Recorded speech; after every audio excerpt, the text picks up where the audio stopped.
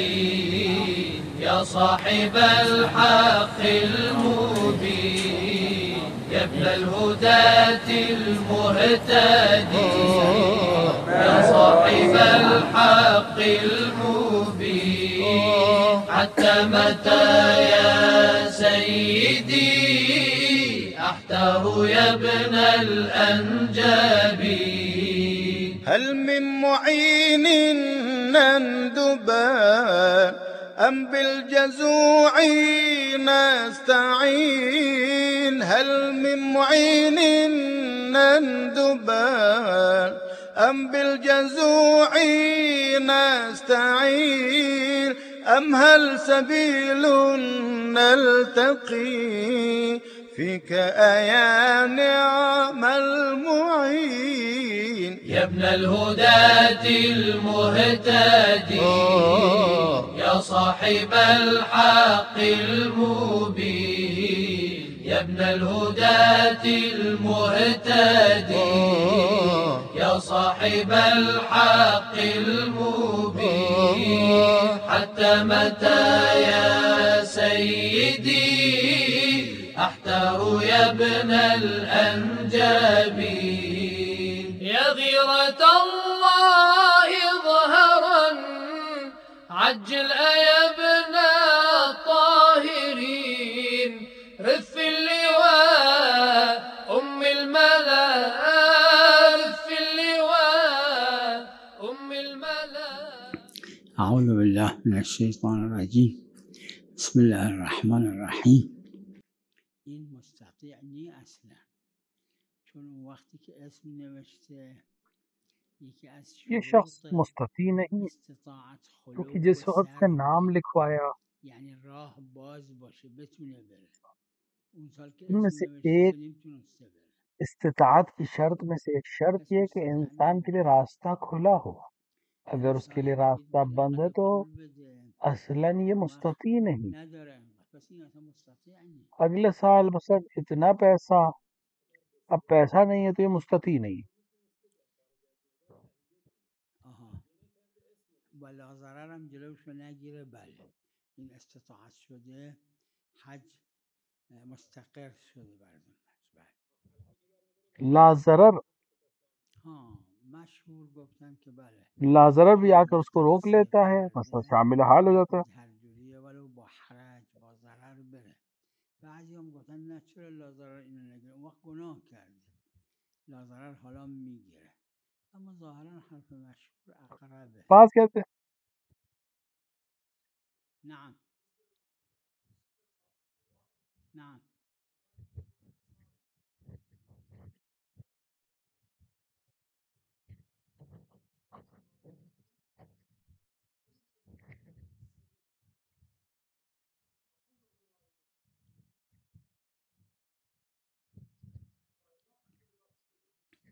هذا مبنائي بالنتيجة، يعني الفقيه مبناء یہ المستفيد من اختلاف الأدلة مبنا ہے. شنو؟ اگر ایک فقیر مختلفين. صاحب المدارك أستاذ ایک فقیر ایک مبنا سے ایک دلائل سے کس طرح سے استفادہ کرتا ہے، اس کے بنا پر وہ اپنے فتوے کو دے لا گا. الشيخ الطوسي العلامة الحلي مو هالقد متشددين. هذا علامہ مبنى ہلی اور شیخ طوسی سے لے کر اکثر فقہا تک مثلا بالنتيجة. مبنا اس عمر مبنى پر رکھا ہے کہ خبر واحد مثلا ثقہ کی حجت ہے، بعض میں نہیں مانا، تو ہر عادل فقih جس کے لیے جو المبنى مبنا ہو استفاده مثل اس مبنا اس الموارد بنیاد کے المختلفة اوپر في أهل الخبرة. اس أهل سے وہ الخبرة استفادہ کرتا. مبادئهم مختلفة. الأطباء جیسے ہر اہل فن اپنے فن کے لیے موضوع واحد ایک بیس لائن بناتا ہے، ایک مبانی کو بناتا ہے، اس کی بنا پر وہ عمل کو انجام. بالنتيجة إذا أهل الخبرة ومتقي بالنتيجة مبناه إما منجز أو نتیجے معدل. تو بہت امکان ہے کہ مثلا دو طبیب ہوں، ایک مرض کو ایک مریض کو جو الگ الگ نگاہ سے دیکھیں تو یہ کوئی بڑی بات نہیں ہے.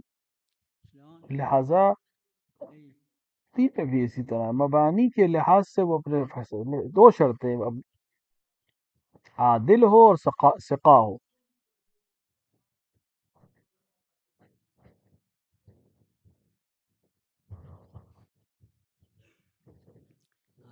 بحث أكثر من مرة صار حديث عنه إذا فقيه مجتهد ولكن ما مستنبط کئی دفعہ المسألة یہ بحث ہو چکی ہے یہاں ولكن پر له کہ ایک فقیر قدرة اگر مجتہد ہو هل لیکن يجب ایک عليه مسئلے کے اوپر الاستنباط أم يجوز اس نے له الاستنباط بحث نہیں کی ہے، مكرر قائلين لا يحرم کیا عليه اس کے لیے التقليد ضروری لا ہے کہ جا قدرة کے الاستنباط استنباط کرے اس مسئلے کے ولكن اوپر؟ شنو الدليل إذا مستنبط وواصل بعض إلى کہتے ہیں کہ نتيجة چونکہ مجتہد ہے يحرم لہٰذا اس عليه کے لیے خلاف ضروری ہے کہ تقليد استنباط کرے فيه اور اس کے اوپر عمل کرے، بعض کہتے ہیں نہیں تقلید کر فإذا سکتا هو ہے کسی وصل دوسرے إلى کی، النتيجة تو اس پہ اختلاف ہے کس بنا يجب کے اوپر عليه واجب ہے الاستنباط کہ تقلید کرے یا کس وإذا بنا کے اوپر بعد ما واجب ہے کہ يستنبط استنباط هل کرے۔ يجب عليه الاستنباط ويحرم عليه التقليد مو معلوم.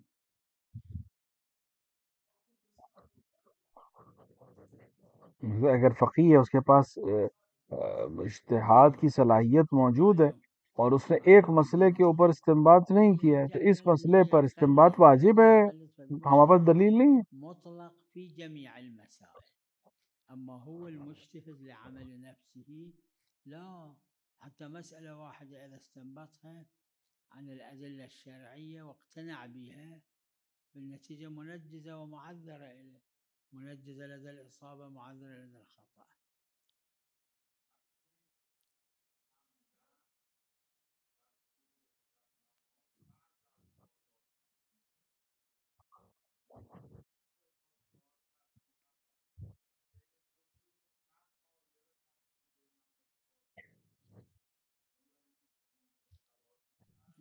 قطعا مخل نیست چون جاهل بوده اگر کوئی انسان مجتہد ہے نہیں ہے، وہ تمام مطلقاً ایک مجتہد تقلید کرتا ہے، لیکن کسی ایک مسئلے میں اس نے استنباط کیا ہے تو مجزی ہے، وہ اسی اپنے استنباط پر عمل کرے گا۔ بله کار حروم کرده که سوره کامله نخونده اما نمازش باطل نیست. من به نظرم سوره کامله لازمه، باید استغفار کنه اما نمازش باطل نیست. نه قضا نه، چون لا تعاد میگیره. قطعاً اس کی نماز صحیح ہے کیونکہ اس کو نہیں معلوم تھا کہ اس طرح یہ سورہ کامل نہیں ہے، لیکن اگر وہ مقلد کسی ایسے شخص کا ہے، مقلد ہے کہ جو سورہ کاملہ کو ضروری ہے مانتے ہیں، لیکن نماز اس کی باطل نہیں ہے، لا تعاد کے حکم میں وہ 5 چیزیں نہیں آتی ان سے وہ سورہ کامل نہیں آتا ہے، لہذا نماز اس کی صحیح ہے، نمازیں اس کی صحیح، مثلا نماز اس کی باطل نہیں ہے، ہاں استغفار کرے کہ اس نے غلطی کی ہے۔ واجب استنباط کنه حق نداره تقلید کنه. یه وقت صحبت شد که این دلیل اگر کسی نے روشن نیست، اجتہاد کیا من روشن نیست، اور قدرت استنباط کسی ایک مسئلے کے اوپر استنباط کر کے نتیجے پہنچ گیا ہے بینی و بین اللہ، فعلیت استنباط سبب حرمت تقلید اور اس نتیجے میں پہنچ چکا ہے ایک، تو اس کے لیے واجب ہے کہ اپنے استنباط پر عمل کرے، کسی کی تقلید نہیں کر سکتا۔ لیکن ایک دفعہ یہ ہے کہ وہ استنباط کر سکتا ہے، کیا نہیں ہے، کر سکتا ہے، تو کیا اس پہ واجب استنباط کرے، تقلید نہ کرے؟ نہیں، واجب نہیں ہے۔ اما اگه بشینه مطالعه کنه اینا میتونه استنباط کنه. حالا صلاحیت اجتہاد سبب نہیں بنے گا کہ تقلید حرام ہو جائے، نہیں، فعلیت یعنی استنباط کر لے تو اس مسئلے میں جائز نہیں ہے تقلید کرنا۔ لہذا به نظر من اشکال نداره.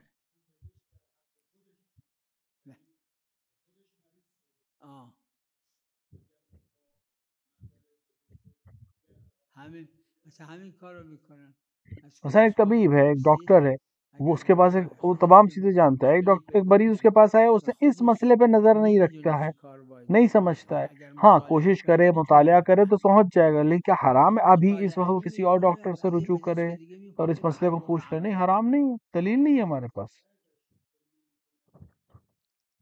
همین خلاصه فعلیت استنباط مانع از تقلیده، نه قدرت بر استنباط. ولو یه عده‌ای فرمودن تو این اجازه های اجتهاد من دیدم گاهی نوشتن سب لوگ یہی کرتے ہیں، مثلا ڈاکٹر ہے، خود مریض ہے اور اپنے مرض کو اس کے سلسلے میں دوسرے اگر وہ کوشش کرے، صحیح کرے تو معلوم کر سکتا ہے سب کچھ، لیکن کیا واجب ہے؟ نہیں، کسی دوسرے اپنے ڈاکٹر سے پوچھ لے گا. لہٰ- لہذا فعلیت استنباط، یعنی انسان میں اگر یہ صلاحیت موجود ہے کہ وہ مسئلے کو تمام دلائل شریعہ سے سمجھ سکتا ہے، نکال سکتا ہے، فتوے تک پہنچ سکتا ہے، لیکن ابھی اس سے کیا نہیں ہے، فعلی نہیں کیا، عملی نہیں کیا ہے، تو وہ دوسرے کی تقلید کر سکتا ہے. اما حق نداره به کسی دیگه بگه.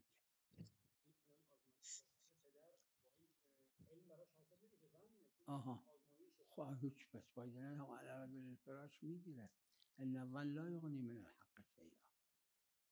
اصلا خود الولد دیکھیے الولد الفراش جو ہے، در جہاں پر علم آ جائے، معلوم ہے کسی شخص کو، اس کے لیے الولد علی الفراش کا حکم جاری نہیں ہوگا. اس شخص کے لیے جس کو علم ہے کہ یہ بچہ کس کا ہے، واقعاً کس کا ہے، اس کو لیے حجت ہے وہ علم، لیکن وہ دوسرے کو جا کے بیان نہیں کر سکتا، بلکہ دوسروں کے لیے وہی ولد علی الفراش جو ہے وہی حکم باقی رہے گا. یہ جو ولد الفراش ہے یا زنا کے لیے 4 شاہد مانگے، شاعر یہ چاہتا ہے کہ اس طرح کی چیزیں کم لوگوں تک پہنچیں، نہ معلوم ہو، محفوظ رہیں چیزیں. بحث ما له اعتبار شرعي الا اذا حصل لشخص علم منه، العلم له حجه ما يقدر يرتب آثار العلم للآخرين. يعني ما يقدر إذا حصل له العلم يتهم زوجته مثلا أو يسوي ملاعنة، لا ما يقدر، بل علمه لنفسه حجة، ما يقدر يرتب الآثار لنفسه. يعني دیکھیے تحقیق کی اعتبار شرعی نہیں ہے، ہاں علم حاصل ہو جائے ما يقدر هو ياخذ تو وہ اس شخص کے لیے حجت ہے، لیکن وہ دوسروں تک علم پہنچانا اس کی ذمہ داری نہیں ہے، اور بات کو هو پہنچانا. موت ينطون إرث الابن هو، لأن العلم اعتباره ذاتي. ہاں وہ یہ کر سکتا ہے بعد کہ اپنی من زوجہ کو چھوڑ القبيل دے یا جعل ملعنہ کر لے، الله جعل لیکن وہ دوسروں تک جائے یہ نہیں اجتماع صحیح ہے. الضدين في أردأ مصادقه واجتماع الضدين والنقيضين. لا ہاں خود عمل نہیں کر سکتا، مثلا یہ بچہ اگر مر جائے، اسے معلوم ہے کہ میرا نہیں ہے، تو اس سے ارث نہیں لے سکتا. بالنسبة لنفسه بله. لیکن علم کا اعتبار چونکہ ذاتی ہے، تو جس کے لیے علم ہے اس کے لیے حجت ہے، لیکن اس کے لیے حجت ہونا دوسروں کے لیے حجت نہیں ہے.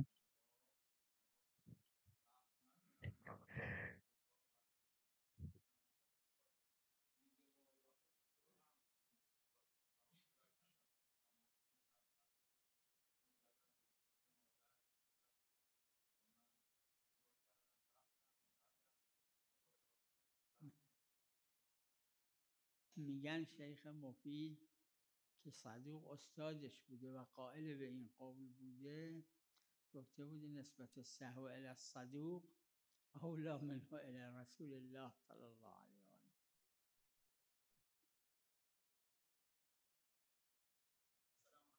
السلام علیکم و رحمت الله، اهلا و سهلا، اکرم و انعم. کہتے ہیں شیخ مفید اهلا و کے سهلا صدوق ان کے استاد،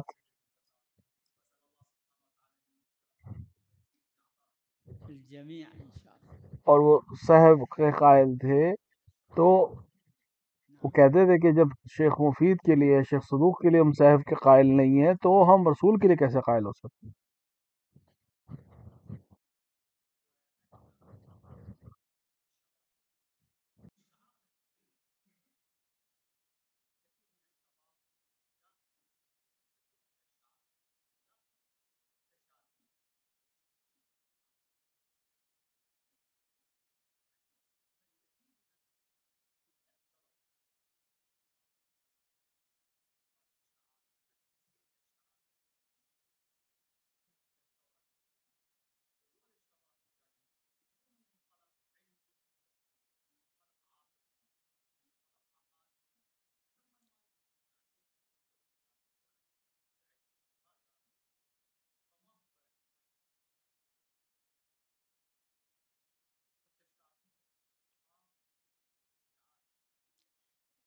كل شيء عد عرفا تجليلا للإمام الحسين عليه السلام وتعظيما لسائر أهل البيت عليهم السلام، هذا يعتبر من الشعائر.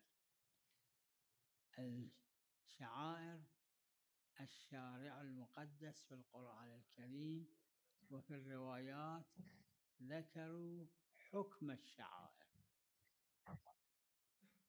ہر وہ شے جو عرف میں امام حسین کی تعظیم یا تجلیل مانی جائے یا اہل بیت علیہ الصلوۃ والسلام کی تجلیل یا تعظیم سمجھی جائے وہ شعائر ہے.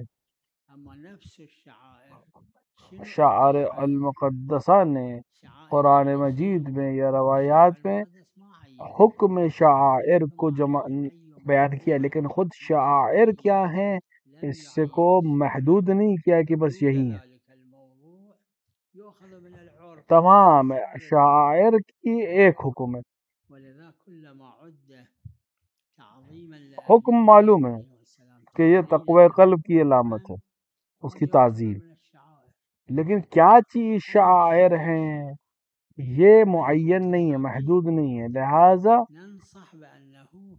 جب شاعر نہیں بنائے، جب شاعر نے حدود معین نہیں کیے تو عرف سے لیے جائیں گے. ہر وہ چیز جو اہل بیت کی تعظیم اور تکریم سمجھی جائے عرف میں وہ شعائر میں سے ہے. کوئی چیز والعشرات من الفقهاء والمراجع بعده وقعوا على فتوى مرزا النهائي ما يخالف. ہاں تشابیہ جو ہمارے ملکوں میں مثلا عراق میں، ایران میں رائج ہے کہ کوئی شخص کسی کردار کو پیش کرتا ہے تو اس میں کوشش کریں کہ کسی بہت مشہور وہ شخص جو فاسق مشہور ہو یا بری چیزوں میں ملوث اس کو نہ بیائیں.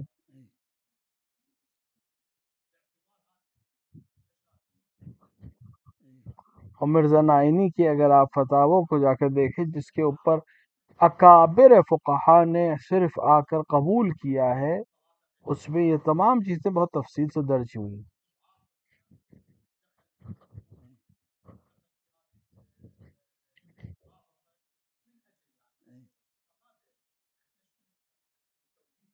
الواقع المجتمع دائما على اختلافه أطيافه بحاجة إلى توجيه بالنتيجة. الأنبياء شنو شغلهم كان؟ الأئمة عليهم السلام شنو شغلهم كان؟ الإنذار والتبشير، بيان الأحكام، هذه كان هذا اليوم هم هذا واجب كفائي على الجميع، التوجيه والإرشاد. بالنتيجة في التوجيه والإرشاد بعضهم يأخذ بعضهم ما يأخذ.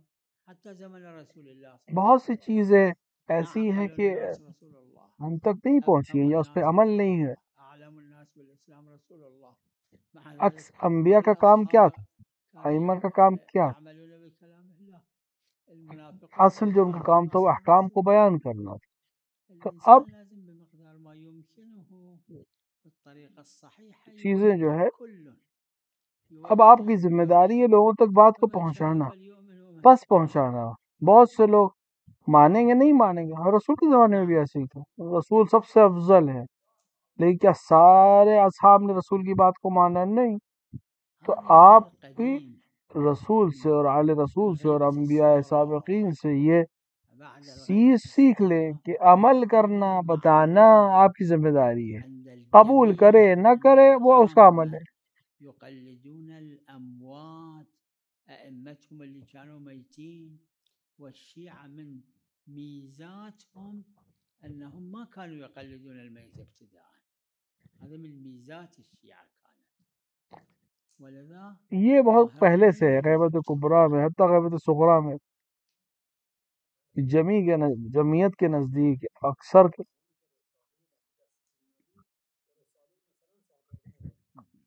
وہ شیعت کے طور امتیاز میں یہ ہے کہ وہ میت کی تقلید نہیں کرتے ابتداءً، جبکہ مخالفین شیعہ عامہ ابتداءً ہی شروع سے ہی میت کی تقلید پر ہیں.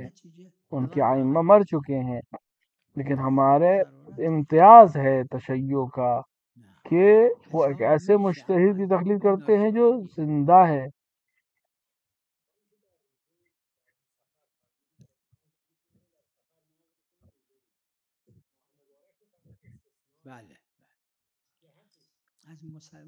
ہاں اب بہت سی چیزوں کا حکم بدل جاتا ہے. اب جیسے کسی کو حکم ہی نہیں معلوم ہے، زبیت کے سلسلے کے احکام کو نہیں جانتا ہے، تو یہ عمل جو ہے یہ اس لیے قابل قبول ہے کہ کوئی اور راستہ نہیں.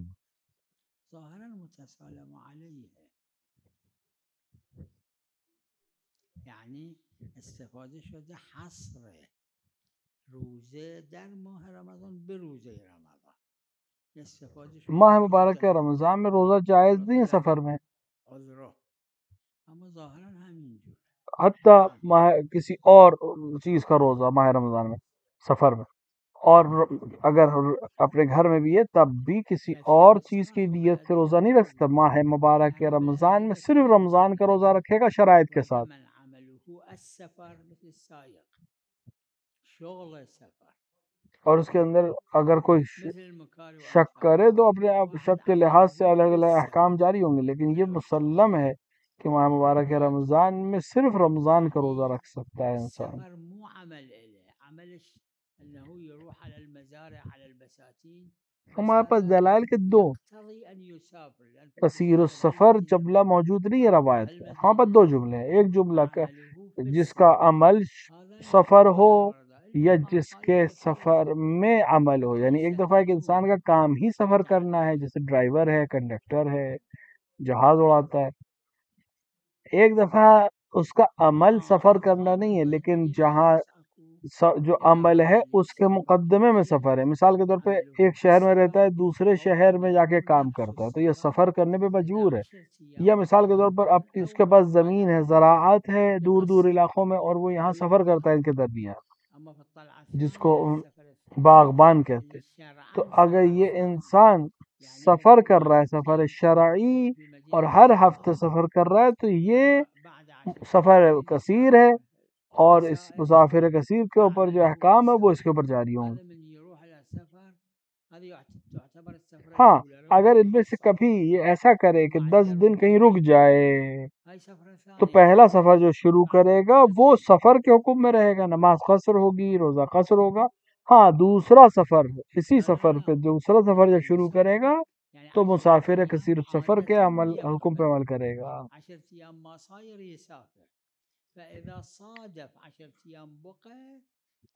اور روایت خاص ہے ہمارے پاس. مثال کے طور پہ اب نکلا اپنے گھر سے، 10 دن رک چکا تھا، اب 10 دن کے بعد اس سے سفر شروع کیا، کسی جگہ جانا ہے.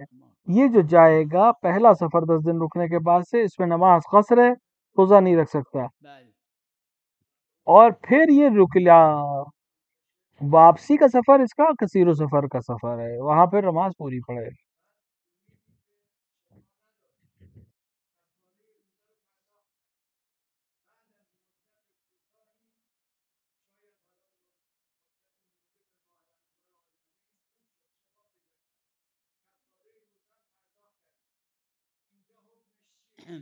باید روزه بگیره اگه سال بعد نشده، یعنی رمضان دوم نیومده. اگه نیومده این اصلا کفاره مال روزه نگرفتن تو ماه رمضان نیست، این کفاره مال قضا نگرفتنه در بین دوتا رمضان. وقت این اگر بین دوتا رمضان ولی تو ماه شعبان تونس قضا بکنه، این دیگه کفاره گردنش نیست، کفاره بی خود داده.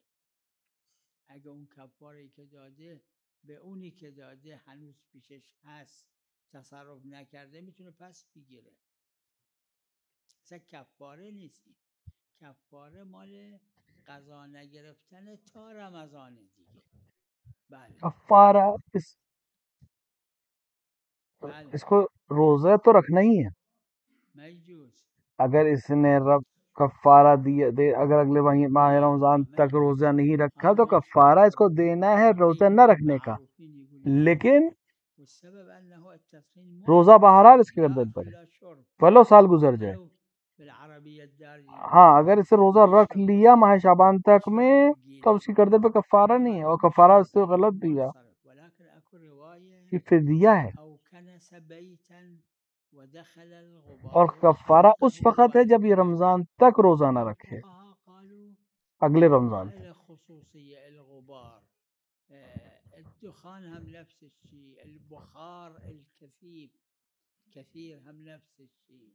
من هالجهة يعني استفادة من رواية دخل الغبار أنفه وحلقه، ولذا ما يجوز التدخين. بل جماعة من الفقهاء ما أفتوا، قالوا احتياط وجوبي تحرجا عن الفتوى. تدخین اسموک جو ہے، سگریٹ پینا یا اس طرح کی چیزیں اس میں دھواں ہوں، بھلو یہ کہ کھانے اور پینے کے حکم میں نہیں آتے، لیکن غلیظ بخار کے حکم میں ہے، اور روایت ہے کہ جھاڑو کے سلسلے میں کہ غبار سے اپنے آپ کو بچاؤ، کہ غبار اگر حلق و ناک پر پہنچ رہا ہے تو روزہ باطل ہے، اس حکم سے سگار پینا، سگریٹ پینا، اس طرح کی چیزیں جس میں دھواں ہے حرام ہے، ولو یہ کہ کھانے پینے کے اصل مصادیق میں سے نہیں ہے، صرف اصطلاحاً ہم کھانا پینا اس کے اوپر استعمال کرتے ہیں، لیکن گاڑھے غبار کی وجہ سے یہ حرمت ہے۔ المئات والمئات من الفقهاء تسالموا على أن النسب، يعني هذا سيد أو مو سيد، فلان عم هذا أو فلان خاله أو فلان جده، الأنساب يعتبر فيها الشهرة وإلا ما يفيد. يعني إذا معروف فلان سيد ما يخالف، أما إذا مو معروف من القرائن وهذا ما يفيد، لا.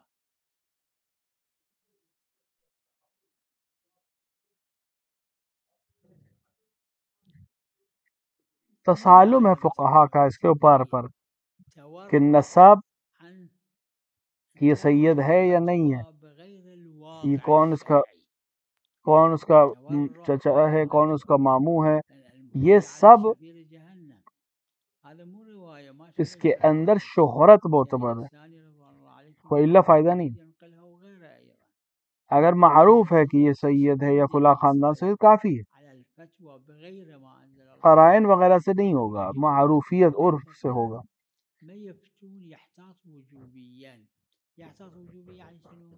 يعني يقول أنا ما أخذ بذمتي أقول هذا مو، هذا جائز، ولا يعني أتحرج أن أفتي بأنه هذا مو جائز، احتياط وجوبي. لا التردد على كل حال. روایت میں ہم نے نہیں دیکھا مفتی جو ہے وہ جہنم کے لبوں پر ہے، لیکن نتیجن تمام احکامات ید مسلم اگر تو بلاد کفر یہ گوشت فروش مسلمون ہے، اس لیے گوشت بخرید. نه چونکہ مفتی احتیاط اسی لیے کرتا ہے، جب اس کو اطمینان نہیں ہوتا تمام دلائل پر تو فتویٰ دینے کی جرات نہیں کر پاتا، لہٰذا احتیاط کرتا ہے، احتیاط واجب کہتا ہے۔ احتیاط واجب کا مطلب یہ کہ احتیاط پر عمل کرے انسان مقلد، یا کسی دوسرے مجتہد جس نے فتویٰ دیا اس پر عمل کر سکتا ہے۔ تو ایران از این شهر به شهر سفر میکردید تو خیابون دیدید که گوشت افتاده، نمیدید این گوشت رو کسی ذبح کرده، بہت سی چیزوں میں نشانیاں کافی ہیں، یا فرض کنید حیوان شیر خورده یه تکش مونده۔ مثال کے طور پر مسلمانوں کا بازار حجت ہے کہ اس پہ شک نہیں ہے، یا حتی کافر ملک ہے لیکن بیچنے والا، گوشت بیچنے والا مسلمان ہے، ید مسلم کافی ہے، ایک نشانی ہے حلیت۔ صرف ایک مسئلہ کہ کیا زمین مسلمانوں کی زمین ارض مسلم یہی حکم ہے؟ مثلا آپ ایک سڑک پہ گزر رہے، وہاں ایک گوشت پڑا ہے، اب آپ کو شک ہے کہ یہ حلال گوشت ہے، ذبح ہوا ہے صحیح شرعن یا نہیں، یا کسی نے کھایا ہی مل گیا، کیا یہ بھی ہے سوق مسلم کے حکم میں، بازار کے حکم میں؟ بعض نے ایک روایت خاص ہے جس کے اندر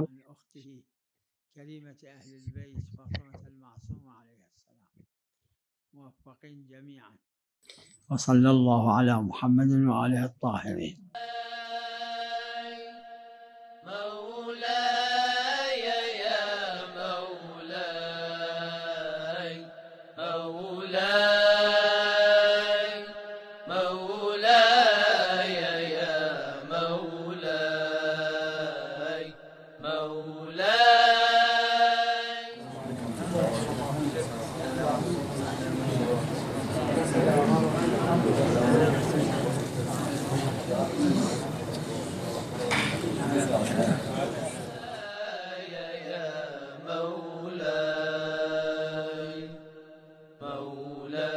اهتدي يا صاحب الحق المبين، يا ابن الهداة المهتدي، يا صاحب الحق المبين. حتى متى يا سيدي أحتار يا ابن الأنجاب؟ هل من معين نندبا أم بالجزوع نستعين؟ هل من معين نندبا أم بالجزوع نستعين؟ أم هل سبيل نلتقي فيك يا نعم المعين؟ يا ابن الهداة المهتدي، يا صاحب